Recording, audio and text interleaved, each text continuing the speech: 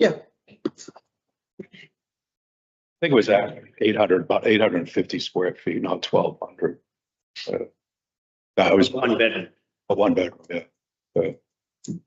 So I mean, that's the only concerning element is being comfortable that the septic capacity isn't exceeded. And it should be that they have design standards for what there's for later. Perfect. Then, yeah, we should get a copy of that. I can send it right over, yeah. So do we need any more discussion? Anybody else have any questions or thoughts? Do we need to vote on this? We should just, it's not I mean, if you were.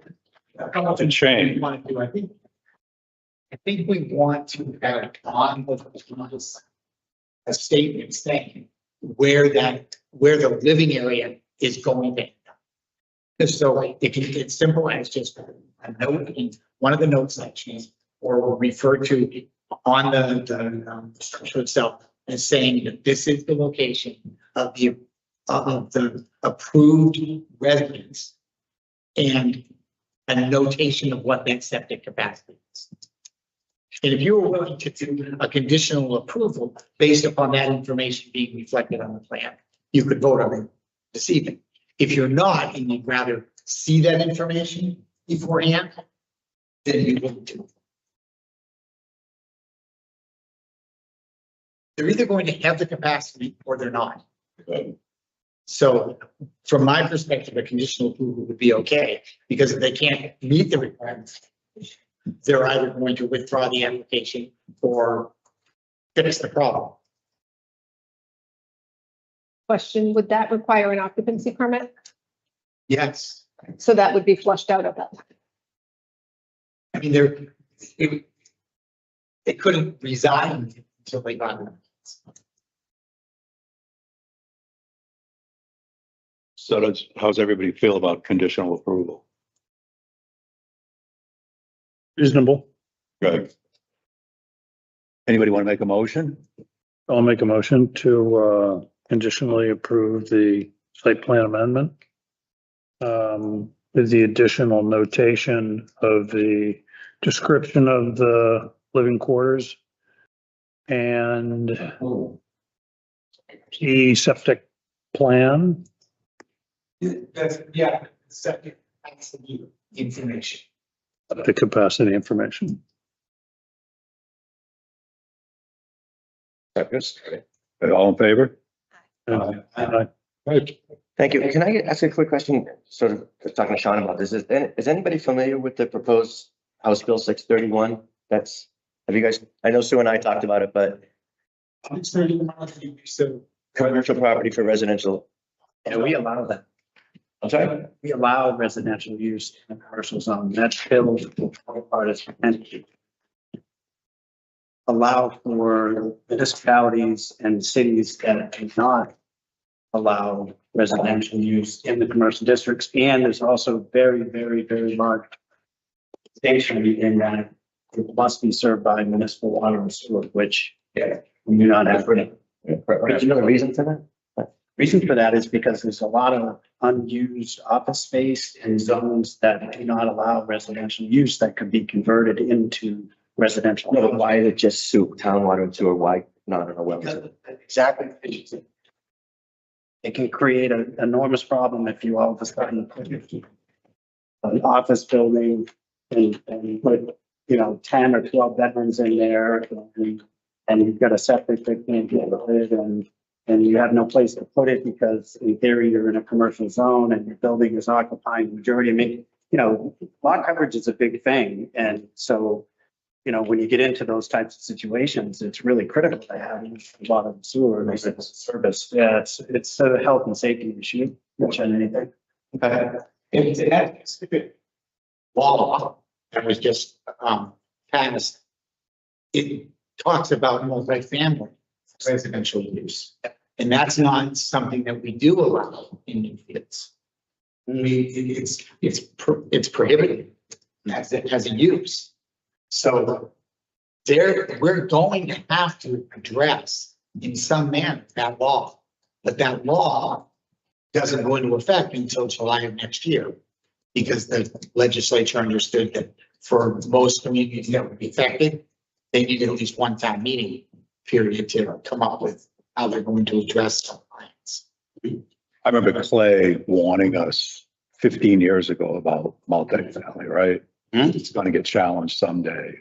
Yep. But I think, like you said, I think we need to address it this coming session. Yeah.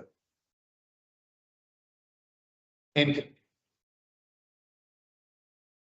Town Brentwood is, they received a big grant, a $70,000 grant. And one of the main attributes from that is coming up with multifamily densities for their commercial areas. So I've got to tell you, I've been telling my other tenants that there are some really good consultants that have worked through that issue with Brentwood.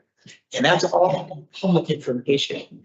And so I think we should avail ourselves of that public information when it comes through. In Brentwood, we're shooting to have that information to the planning board by the end of September so that we have enough time to work it through the public hearing process this fall. So I think that we should look at that as well. It may be completely irrelevant for the town, but it's work that's being done presently under the conditions of a community that also in their commercial zone doesn't have water and sewer. So it will be out. Yeah. And I'm sure they'll spend a lot of time and money figuring out exactly what size lots and septic areas and all that kind of stuff they're gonna need for the load to handle multifamily, which again, that's all part of this. I mean, soil types, if you're doing your own subsurface, it's a whole thing. It's a major factor. That's why the law specifically says that if communities do not have water and sewer, then there are a number of reasons why this bill won't apply to you. But what they do want is for every community to look at the issue. Absolutely. In making it a state law, they have accomplished that. Yep. Every community will have to figure out how they're going to respond. If the response is we have local conditions that mean that we don't have to do this, that's a legitimate response, but you have to be able to defend it. So the goal, one of the goals of the legislation was you people better think about this. We had RPC, 10 years ago, look at rentals versus abutting communities. And we were safe when we looked at that probably 10 years ago. Yeah, it was probably done in relationship to their affordable housing. Yeah. Work that they have to do by state law. Yeah. Yeah. Okay. Well, you're going to have a lot of stuff going on come September. What was that? Get healthy. Because we have, the other piece of legislation that really impacts us, we're going to talk about tonight. Yeah. Okay. All right, thank you, guys. Thank you. I'll email you that. Thanks, tomorrow. Thank you. Yeah, good night. Thank you very much. Yep. Okay, the next item is the mobile lighting discussion. Is anybody here to talk about that or? Oh, I thought you were the expert on lighting at the mobile station. Any discussion? No. They sent.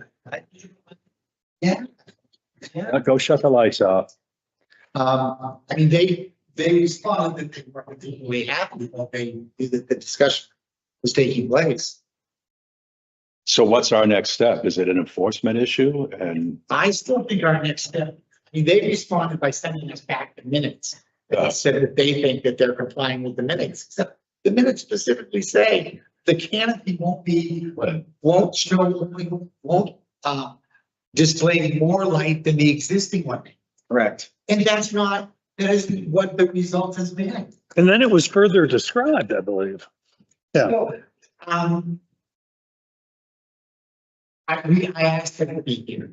So now I think I just write them a letter saying we disagree with their response. And if we need to take this to an enforcement issue, we will. I think you need to say that in the letter that Yeah. next step for the town is enforcement, Yeah. and Mr. Harmon will be knocking at your door. Okay. Are we asking them in the letter to turn those lights off? We could. I mean, if we're are we asking them just something to do I mean- rather than just disagreeing? And then they have How- opportunity to turn them off without any enforcement happening. You know, they just. Right, they would make that decision to do that, since if they're not, they don't expose themselves to it. Sure. But they wouldn't do it if we don't ask necessarily. I will, If we weren't asked. I will draft the letter and I won't send it out until I send it to you guys. Good. Okay, so that everybody can see what it says and make sure we're comfortable with the tack that we take. Well, isn't that kind of enforcement asking them to shut the lights off? I mean, is that, in the planning board can, You're saying we believe that you're not complying with even your testimony in the minutes, that it wasn't going to create additional lighting from the canopy. no, I agree with the action. I just didn't know if it was the planning board's place to tell them that. It's our place to explain what we believe our approval was predicated on. And if they read between the lines, they can see that it says, if you don't like that canopy, we have absolutely no issues. We're not overstepping our bounds in any way. Okay, we'll wait for the letter. Okay, the next item is accessory dwelling units. We had some feedback from Derek Durbin. You know, I kind of been following this for a while. Kent, you were involved in it too, right?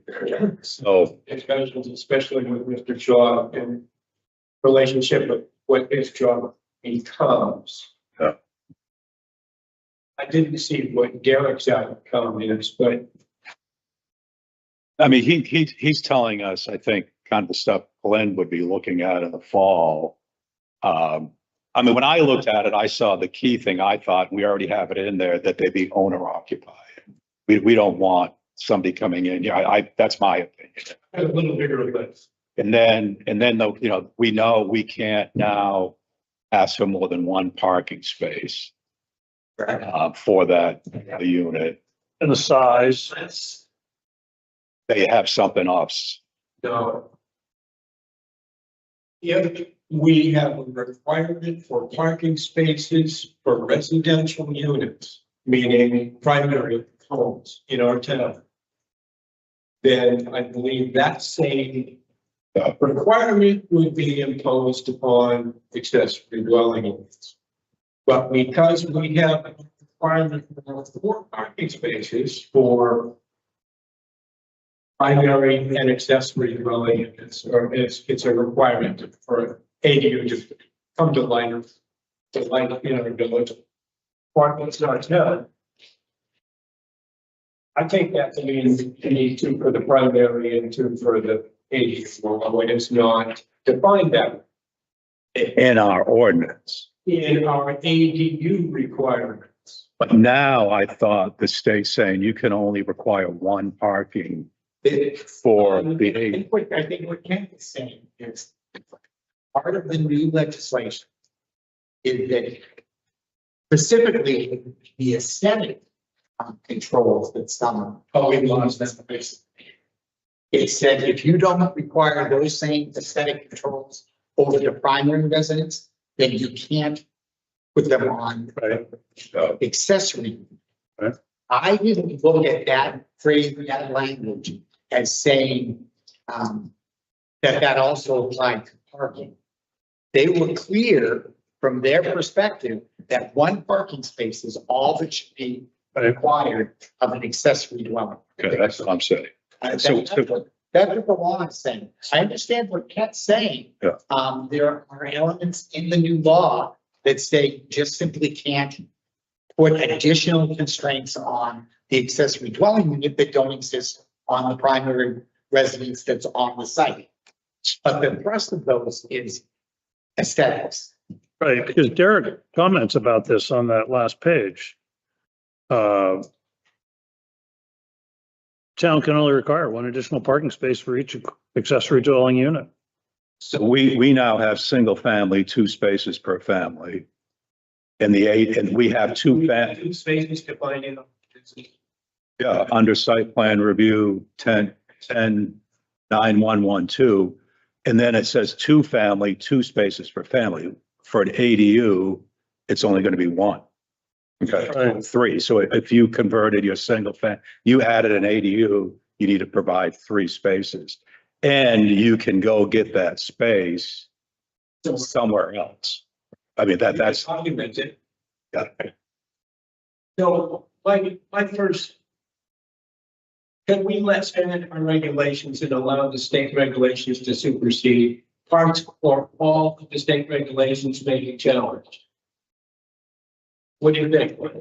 I think that that's plain. I think that this Supersedes, this makes a note that it supersedes and let it go. this legislation was drafted and supported from a bipartisan standpoint. The strange bedfellows there in Congress included a wide swath of Democrats and Republicans saying that this accessory dwelling ordinance law is being done to supersede the failures of the local attempts at doing this, which irritates the hell out of me, but it is what it is. And they went on to further say it takes effect immediately upon passage by the House, the Senate, and signature by the governor. Those are all taking place. It's concerning because they say they use the language that one accessory dwelling unit, either attached or detached, Right. is allowed by right. And that means we can't be coaching ours as a special exception through the ZBA. Right. And so if we keep those things on the books, it's going to both weaken all of our arguments when somebody argues with us. And it's going to confuse people. Because the state law is clear. One is allowed by right. Regulation and get the hell out of the way at the municipal level. Now, there are things we still can keep. I think that there should be an ordinance in our zoning ordinance that addresses accessory dwelling units. We just need to pare it down to meet all of the requirements of the state, and those are requirements that have not been usurped. So add that to your list, Glenn. I mean, it requires a revised ordinance. Yeah. It just does. And that becomes the purview of the building inspector. Yes, yes. So one of the introductions of our ADU unit says it must be a regulation lot. Okay. Lot with municipal services, 2 acres without. I don't know whether that stands or not. I believe it stands. Okay, that's absolutely wonderful for our building. But what that means is any lot within the village that the town considers to be a building lot is subject to being able to have an accessory dwelling. But it also, they also have to meet all setbacks and our area requirement. Okay, except, and God, I hate the state sometimes. Because what they have said in the ADU, first off, is that there will be detached. But if you're using an existing structure, it's considered an attached ADU. Well, I know. So It means if you have a garage, But it's not attached to the building. that is not attached to the building, it also doesn't comply with setbacks. It doesn't matter. You can build an ADU on it. It's a pre-existing building, but it's gotta have the correct foundation and services. Correct, but if you presently wanted to expand that garage as a garage, you would have to go to the ZBA. Right. But now you don't. no, you You don't. can put an apartment on that garage, which is way more intensive use. And it's DBA. So even if that garage got an exception from the ZBA 10 years ago to be built there. It expired 8 years after. No. They built the garage Yeah, and now they can put an ADU on there because the building exists, no matter where it exists. Correct. Yeah, we've got that. Okay. And in our village, we've got little stone foundation garages out there. Right. And some of those are going to have to be upgraded. Oh, sure, but there's still a structure, so they can still be an ADU. Yes, yeah, it's true. It talks about, when I was listening to the notes from the hearings, it's like going back to the footprint. So they didn't really care if it's rock underneath or a full foundation. The footprint is this, Footprint. you can put something. So it's kind of, You have to comply with the building regulations. Yeah, you still have to, the town can't be forced to allow an unsafe structure. So you could remove the Coming in. place, put your garage with the Department of Home. Sure. and might not meet setbacks, but you still gotta meet the new, Existing building. you gotta meet the new square footage, which is what, 900 or so. Yeah. Right? And well, here's where, I think it's another, here's another thing. We required 1/3? 1/3 was maximum part of the ADU. Okay. Because that's in our regulation, that flows through to the current thing. So if somebody has a 6,000 foot, after they put the ADU in, the total square footage, the ADU can be 2,000 square feet. Unless we. I thought it was a maximum of 900. the state law says that by right, one ADU can be constructed up to a maximum of 950 square feet unless the town allows more. And we do, in fact, allow more under certain conditions. So I think that's something we need to say. Either we're gonna allow that a third or max it out at 950. So, I assume the town vote. In the meanwhile, my experience, we haven't had any issues with huge ADU because of this. It's gonna be a fairly large house, and folks in fairly large houses don't necessarily wish to have people in the backyard. but someone may decide to move into the apartment above their garage Yes. and rent their house out as the ADU. Yeah, that's not a problem. And the state and. But it would have been because we limited it to 1/3. We limited the ADU to 1/3. Right. But our ordinance presently says that you can live in either one of the units. No, but size wise, I guess either way, you still couldn't live in this tiny You're minimum garage, 25 in this town for residential unit. right? 625 to 1/3. We're not limited by the 950 or whatever it was, 9 something. And it doesn't matter. Because our existing verbiage says 1/3. And it doesn't matter where the owner occupies, if they occupy a small. Right. Yeah, correct. But we can change that to say 950. I think that's something we need to be thinking You of. can eliminate the 1/3 concept entirely if you choose to do that. Yeah. It's just something that needs to be noted, talked about and, Yeah, go through the public hearing process and get voted on in town meeting. yeah. There's always one good one. Well, remember the first time we did ADU, we were talking about what looks good, what doesn't, one front door. So they really want a door next to your neighbor that connects with your house and. So. 1.2 is the definition of ADU.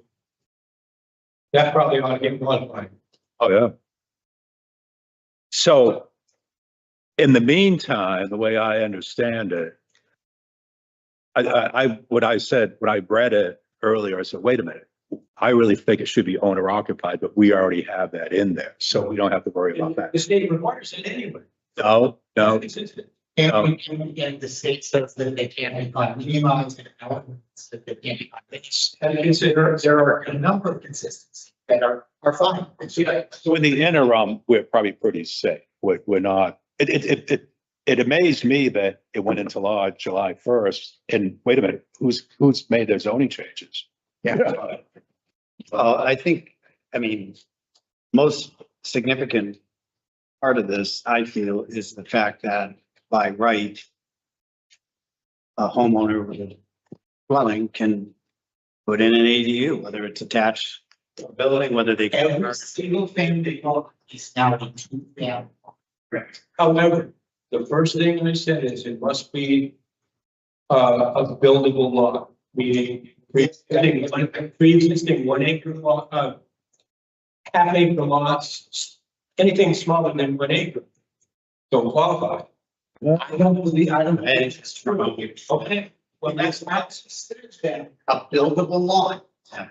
I think they're allowed by right, Kent, but I think the issue comes with the conformity to, if they were going to say, build a new detached ADU on that half acre lot, they would obviously have to meet. The area and set. But if they, right, but if they had a building in the backyard that was right on the property line and they wanted to convert it to an ADU, provided the structure Okay. met the requirements for the building inspector, they would be allowed. That's a section of ours that, I mean, that's my understanding. Ken, you've approved down here an ADU. That wasn't a 1/2 acre, 1 acre lot, was it? that wasn't a way, but It was? it was not. We added some verbiage in our ADU thing to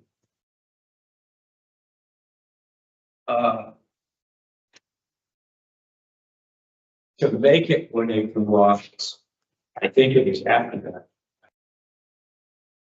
that. They did not, they came to the ZBA, two things, one was setback for the back lot line, and I think they were encroaching on the setback 7 feet. They could clearly, with that, actually, did they accomplish that? I think they did accomplish that. They did. They were not at the 30%. They were under the 30%. I think they met setbacks all the way around. I could be mistaken. The back lot may have infringed a little bit. So they could have built the garage and the attachment without the ADU anyway. So they put an ADU on, if you want to call it a non-conforming size lot, because it was an existing buildable lot. I mean, the same thing with the one down on Depot. The one on Depot, that's not a big lot, and that So became, the added the verbiage must be a, if you will, I don't remember us doing that. Did we ever? less. I want to ask questions in regard to, sort of outside the village, right? Lots that are bigger. Maybe they're, 4 or 5 acres, whatever. Somebody wants to put in an ADU detached, but nowhere's near ability to connect for subsurface or that kind of thing. Is it just as simple as they just need to prove that they can put a subsurface in It's just as simple as and drill a well? And so in essence, on a 4 acre lot, we could have 2 houses. That's exactly what this law said.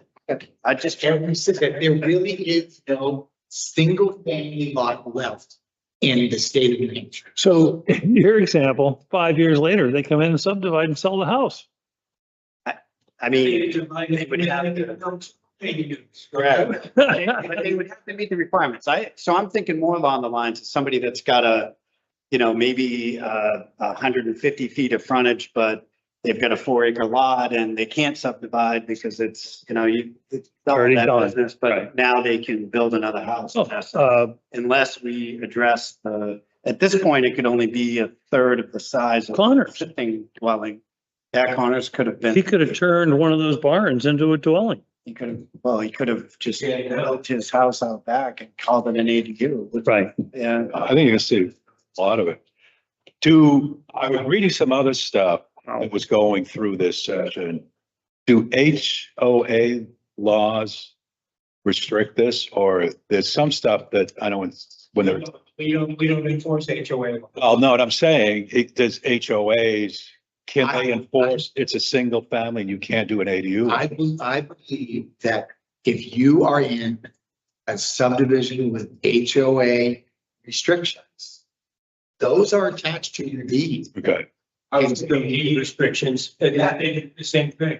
So you would not be able to, You would not be able to. You might be able to. unless you changed Or homeowner regulations. If you got one up on Deer Trees that you guys approved, the HOA approved it, right? The HOA was all over us to try and enforce their homeowner association regulations. And I looked at them, of course, with the guidance of Derek. No, Wasn't anything in there. it's not, everything else that they've submitted works for our town ordinance. So HOAs probably need to be thinking about that. Well, I believe that that is a lawsuit waiting to happen. Yes, yeah. Because if I was in an HOA and I just discovered that the state of New Hampshire passed a law that said I can have 2 homes on my lot, and the only thing holding me back is my HOA requirements, I'm rallying the troops in my neighborhood to say, we're all gonna change those HOA requirements.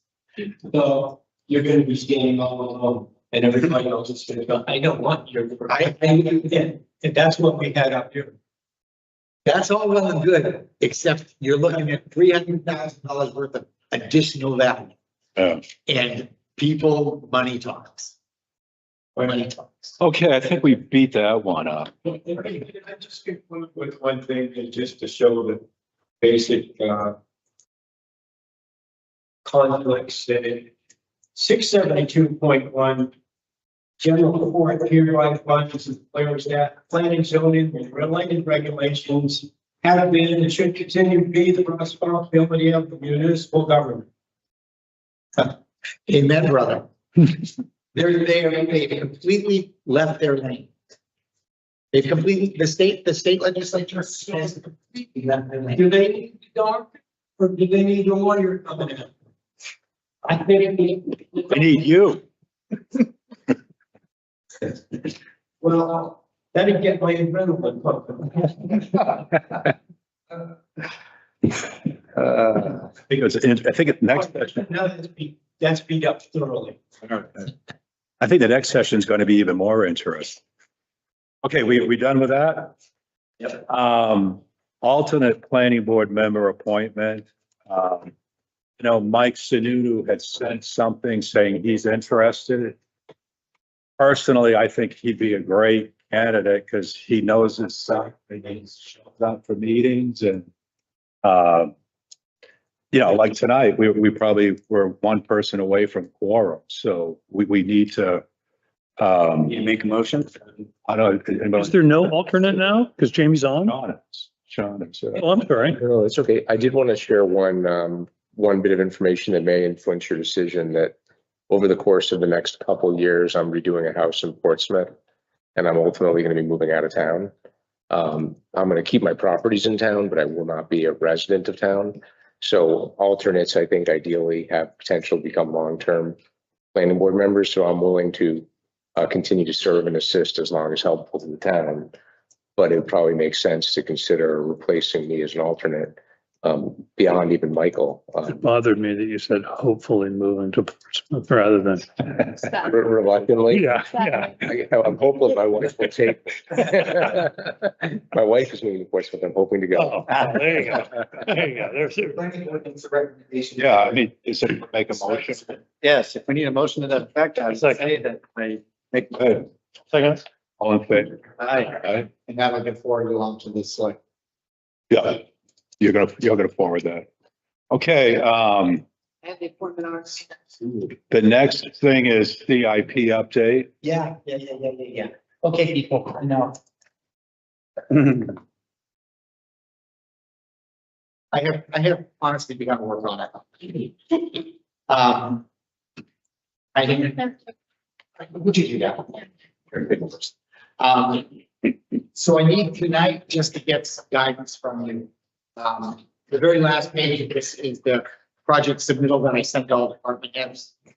And I just want to make sure I know who I'm sending it to. The last page of this first draft. And this, yeah, there's a lot of work I still have to do on this, but I just want to make sure that I'm contacting everybody I need to contact. So if you look at that last page, Are there any other folks I need to ask if they have capital improvement program? Yeah, Glenn, put me down for stormwater, Last, because there's some stormwater stuff that we gotta start. page 9.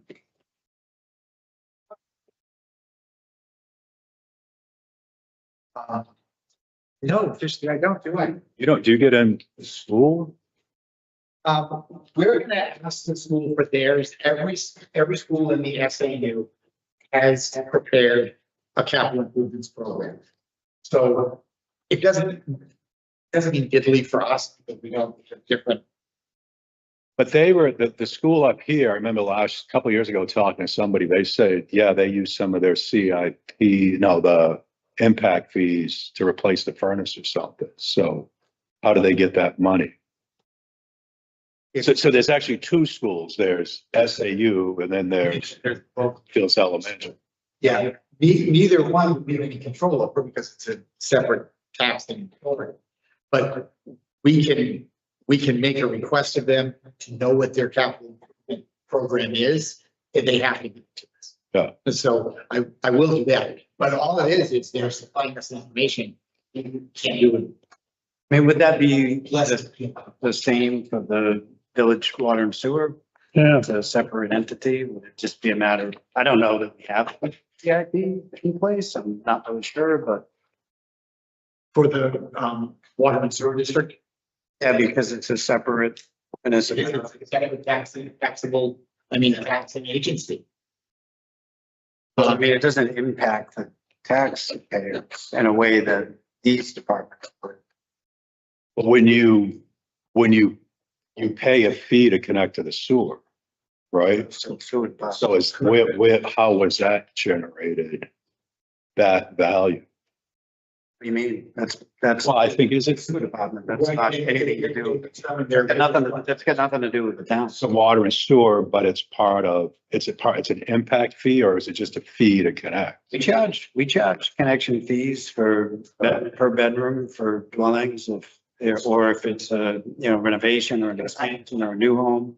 But it's a connection to the municipal sewer, which is, you're in the district, if you connect to it, so we don't collect an impact fee for that, I don't think. town. Yeah, Town. no, as we do for the school. It goes to sewer and water. Who is a recreation department? We don't really have, NYAA. and do they have, Yeah, maybe. playground equipment, stuff like? Because the request is for them to let us know anything they're anticipating over 6 years. It's likely that they have some sort of plan for their fields over a 6-year period. It's worth a request. They can just say, we don't have anything. Who would you make that request to? NYAA, maybe? I would think. no. Yeah, and Keisha gave me a ton of emails. Yeah, She did, yeah. She was very. Mr. Harmon. No, we're young with this information too. Isn't that the Paul Memorial Library? Yeah, I'm sorry. The Paul Memorial Library. I get that. Yeah, they'd be offended if I sent it just. They wouldn't be offended. Certain residents of the town might be offended, but I'm not sure the folks at the library would necessarily care. They might not. They might prefer for it just to be the Newfields They library. might not even know. They probably don't even know. They do. They I'm should. told. So let's the first one, town buildings and grounds and highway department. That's kind of like two entities. Yeah, it's really when I work with communities, usually town buildings and grounds are dealt with by the board of selectmen. I mean, yeah, They're the responsible party. Right. The highway department is usually separate. It's usually somebody individual that I'm talking with. which we don't really have either. We just have our road You agent. have a road agent. Yeah. That goes back through the select. And the road agent does do a lot of the duties that buildings and grounds would do, except for most of that stuff's contracted out for maintenance, Right. mowing and that kind of stuff. Well, when I send these out, I send out 6 of these submittal forms. And I don't care how the select board chooses to respond, but they just have a wide range of activities that they're answering to. So I try to give them as much leeway as possible to get me the information they choose to get me. Good, it's good to see. Oh, did you want to say something? I think you got another ad, you're not part of it, nothing on this? Good. Everybody all set with this? Yeah, no. Take a look at it. So I sent them out and I asked to get them back in 3 weeks. Just so that they have sort of a deadline. Yep. Sometimes it's a practice chasing down. Yes. You're sending this to the board? Yes. Yes.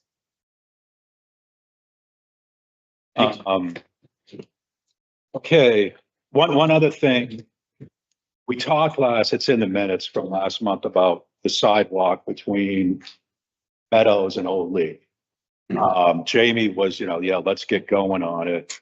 I think we need to start coming up with an idea, like pricing it. And we had done that 4 or 5 years ago. So do you want me to run with that with Brian and DOT and come up with a number and probably put, Yeah. you want to do that? No, I. I do. Better. That. I think it's one of our biggest safety issue, the biggest safety issue in town, if you want my opinion. I agree. On the sidewalks. I'll look at that and then, We're severely remiss. We did not take advantage of Yeah. the circumstance on 108 when the DOT was willing to make it happen. I don't even understand why we didn't jump on that. Because Remember we were told by the attorney that it was an inter-community deal. And he did not think that was proper. You don't remember that whole bit with the bridge and all? I mean, liability on it. Yeah, it was ridiculous, yeah, I thought, yeah, I think that, but anyway, sorry. Okay, you're right, that was a missed you opportunity. want to do June meeting minutes now? I had Sue, page 2, second paragraph from the bottom, where I was talking about the plan. I gave Sue. Do you want to read it out? It's eliminating the statement, the second to last paragraph, the safety action plan emphasizes the necessity of addressing safety concerns in town, including improvements to parking and sidewalks. I'm gonna get rid of that. And this, instead, it's going to say the 2025 Regional Safety Action Plan for roadways highlighted only one area in Newfields. This was the regional Biking. biking plan, which includes Route 108. Right. That's what I was trying to emphasize, that it really, no, there's a regional biking plan. I mean, this in 87 is on the regional biking plan. And they put that in as, you didn't know that? When you're driving on that little piece of pavement? So when he gives me from the white line over to the dirt, No, so that's highlighted. There's a regional safety plan that they came out with.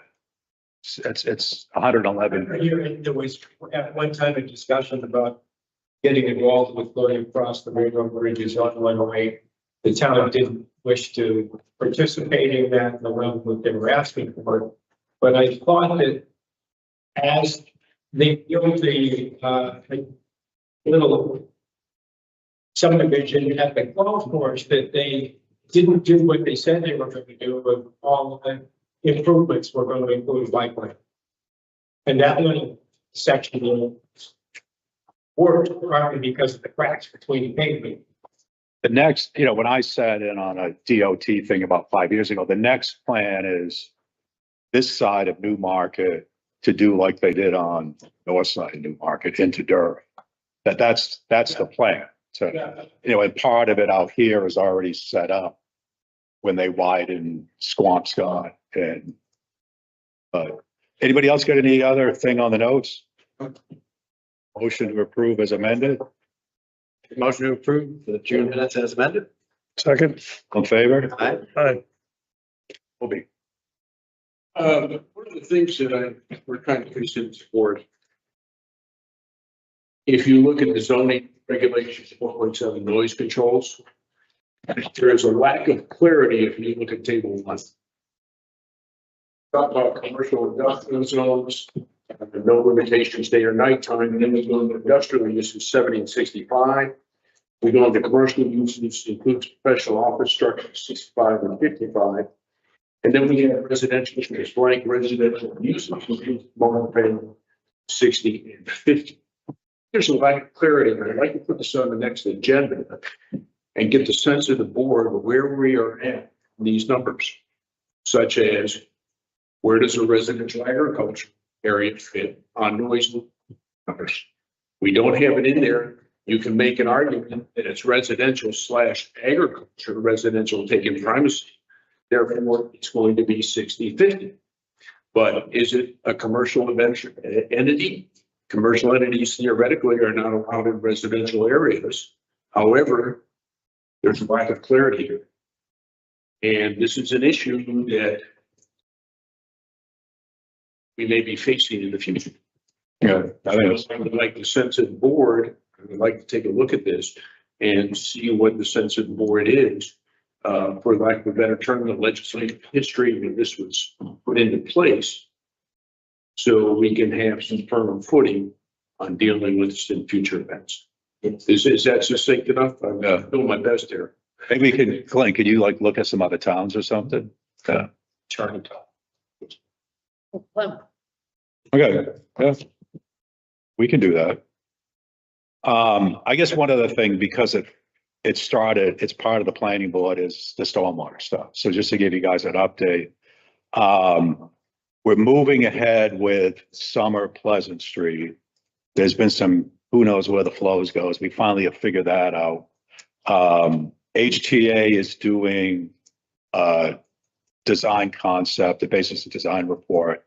Based on that, we're going to try to figure out a design to put stormwater down Summer and into Pleasant Street. Pretty much what we concluded, we did since last week, that nothing goes down, it all comes on Summer Street. And it really comes down to the maintenance guy for DOT said, there's no going that way, it goes this way. So even it showed it on their plans and it was different. So HTA, part of it, the state's making us do is look at some remediation, stormwater remediation. So that seems like it's getting on track. Rain gardens, there's an RFQ out for rain gardens. I've marked them out. There's one out here, this big orange circle. There's one out there. We're putting in down here, right as you come into the office, some miracle man got out there and cut all the ivy off. Munch cut this side off. So out there, right in front of the door is going to be what they call driveway retention, that stormwater, this stone, the stone's going to take it. And we're going to put a rain barrel out there, just kind of. This isn't coming off the building primarily, or? Well, it comes, it's really what comes off. Yeah. So what goes in the gutter now when ice is up in the winter is going to go in the rain barrel. If it doesn't make it in there, it's going to go on this side trench. So that's here, rain garden out there, rain garden out there. Let me just fill them in why don't you fill them in what's going on with the fascia? So we did all the stonework this week. In the past 2 weeks, Gary Morissette came in and completely retucked one of the buildings in exceptional shape for 96 years old. He was very impressed with it. It's been noticed that there's a lot of damage to the fascia on the back of the building. Before the gutter is going to be reinstalled, after the fascia has to be repaired. And I was told by somebody there's birds have worked their way through the holes in the fascia and nesting access up there. So that's all going to be sealed and covered and protected. I've talked to Munch about it. He's got a plan of action for it. So he's going to look at it either tomorrow or Monday and get back to the select board when it needs to be done. We have the resources to do this, to take care of the structure of the building, which is takes primacy over the ceiling and the paint in here and the floors. And we do have the resources to cover that for this year and make sure it's integrity of the building is secure. Take a look at, the other thing is we're gonna build a wall right at the We're end. not taking Sue's tomato plant. Now, Sue's got a tomato plant. It's this big. We make it. No, it isn't dead. It's growing. We're gonna put a wall, like a 32-inch high wall at the end of police parking, just to clean that up. And if you walk this fence line out here, it's amazing. The trees are in this, so Brian's coming back and yanking all that out, cutting a lot of trees. And we're gonna wait till next year to do from here down, right? No, That's good. He's gonna take taking all chain link fence out this year. And then we'll deal with the trees with fence in it the next year it's on our property. The other thing we're dealing with on the south side of the building on the property line. There's one tree that's coming out, probably two trees that are definitely coming out. And we need to re-emphasize the property line with the butter on the south side. Because there's been some creep coming this direction. So we'll take care of that and ensure that there's no encroachment coming out of the town. So this wall you're talking about will be on, it's like 14, It'll be behind the cruisers. right as before, just to kind of clean it up and it's just kind of. Coming right down to the blacktop now, put an inch there, what, 3 feet Gotcha. high? Set that. Not to bring up things that were pain in my, oh, you want to put a what? tree back up out here We maybe? had, Oh, no, no, this is. that'd be nice too, though. It may not even be worth me saying this, but we had a significant amount of rain fall out of the sky today. Hmm. And I would just like to say that all the bitching and bemoaning that I did about my stormwater situation out in the corner lot was freaking amazing to watch all of that water do what it was designed to do. And there was absolutely zero erosion and no water running off site anywhere. Wow. It was impressive because the rain at one point, it was coming down so much that the 6-inch gutters on the main building were overflowing. They could not drain fast enough. It was. So do you think it was worth 1%? Better. I realize it's probably, but I just thought I'd mention it since it was fresh in my mind, but it is worth It softened the the flow, huh? effort of people to consider and ensure that they adhere to the stormwater management, because without that, I think it really does make a significant difference. I can't imagine what would have happened today. Would have had erosion spots all over the place where water would have just ripped, through and made a mess. And kind of along that line in my career, 46 years or whatever, we used to design stormwater systems was a 6-inch pipe, a 10-inch pipe, a 15-inch pipe, a 24-inch pipe, a 36-inch pipe, a 48-inch pipe, dump it in the river. But then the municipality owned that. And then when you go and try to replace 48-inch pipe, it's very expensive. So, you've seen incredible, and one of the top 4 designated by EPA is a UNH stormwater center in the country.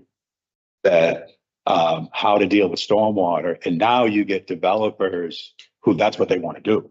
And they're required to do, and it's much, much cheaper.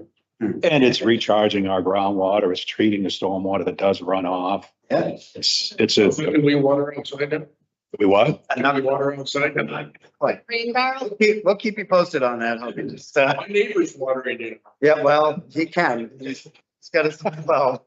I took a little, he gets me as a commissioner in the next month. Yeah.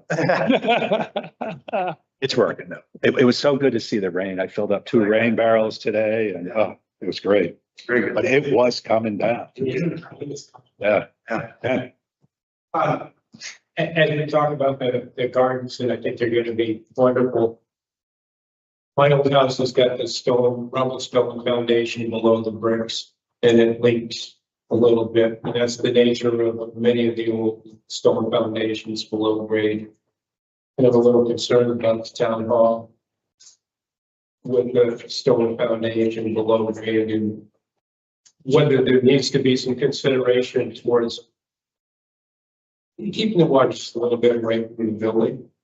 You may. 5'6" mil plastic sloped away from the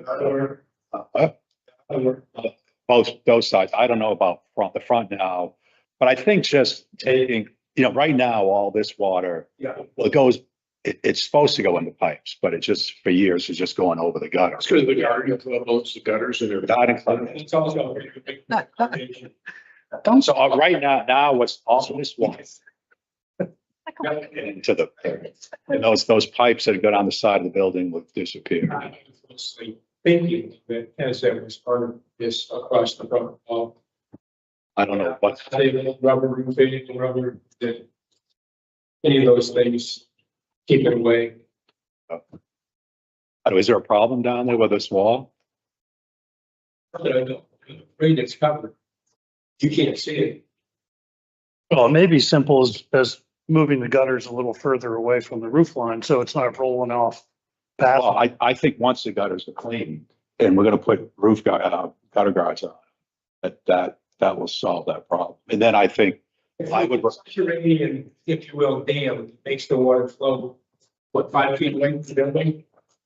That's what we can. But if you don't have the water coming in, you gotta say, but I think one of the things I'm gonna recommend as select board is put it back on the agenda, $100 to $500 a year to clean the gutter, maintain and clean the gutters. You spend 10,000 and don't maintain it. It's like, I don't change the oil on my car. Go with this. Yep.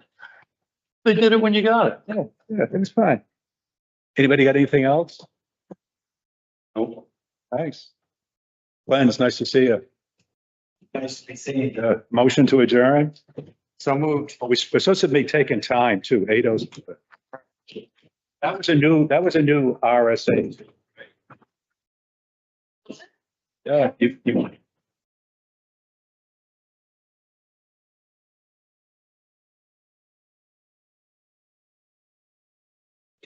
Just pages.